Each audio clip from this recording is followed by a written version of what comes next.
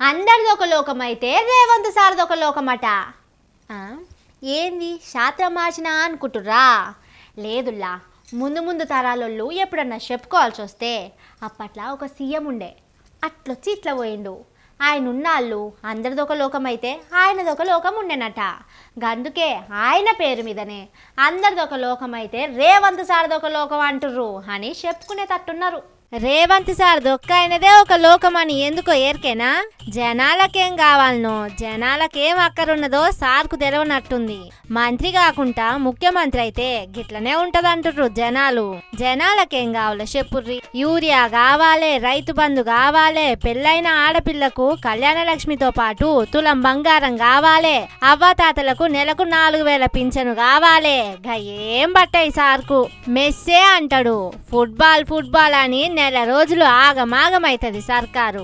ఏకంగా భట్టి సారే దగ్గరుండి ఏర్పాట్లు చూసుకుంటాడు. ఇంకేమన్నంటే గ్లోబల్ సమ్మిట్ అంటాడు. గా సమ్మిట్ చేయంగా ఏం ఫైదానో ఎవ్వలకు తెలవకపాయే.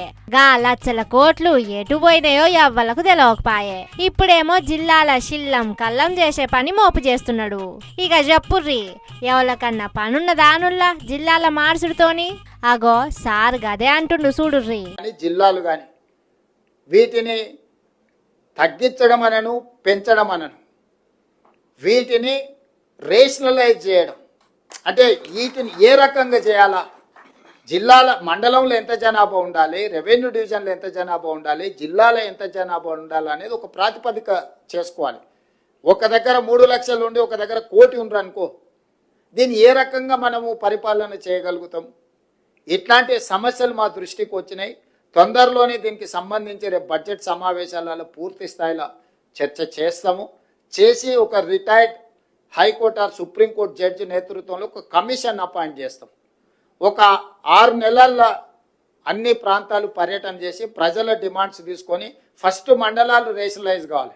ఇక దానికి తగ్గట్టు పిట్ట కథలు కూడా మంచిగా చెబుతాడు. నేను అంతకుముందు ఎంపీగా ఉంటే మల్కాజ్గిరి పార్లమెంట్లో జిల్లా పరిషత్ మీటింగ్కి పోయి కూర్చున్నాం. అందరు కూర్చొని కింద చూస్తే ఎవరు లేరు. నేను సీఈఓని అడిగిన, మీటింగ్ స్టార్ట్ చేయాలి కదా, జడ్పీ జిల్లా పరిషత్ వీళ్ళంతా ఎక్కడ ఉన్నారని. వచ్చింది కదా సార్, అందరు వచ్చారు. అందరు ఏడు ఉన్నారా అంటే ఒక ఆయన చైర్మన్, ఇంకొక ఆయన వైస్ చైర్మన్, ఇంకొక ఆయన ప్రతిపక్ష నాయకుడు, అందరు ఇక్కడనే ఉండరు. 5 మంది కలిపి జిల్లా పరిషత్. 5లో ఒక ఆయన నేను వస్తలేనని చెప్పి మిగతా 4 వచ్చి నా పక్కల్ని ఇటు కూర్చురు. కింద ముందలు ఎవరు లేరు. ఎవరి దిక్కు చూసి మాట్లాడాలి? అది కూడా ఒక జిల్లా పరిషత్ కింద చేసిర్రు. మాటలంటే మీయే సార్. సార్ చెప్పిన కథింటే ఎట్లుంటది చెప్పుర్రి.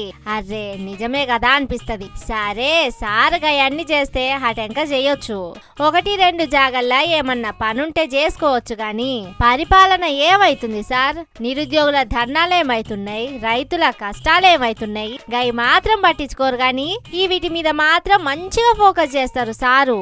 మంచిగుంది సార్, మంచిగుంది మీ ఏలువడి. ఇట్లనే ఏలుర్రి, ఇంకెన్నాళ్ళో చూస్తాం మేం కూడా అంటుర్రు రైతన్నలు, నిరుద్యోగులు.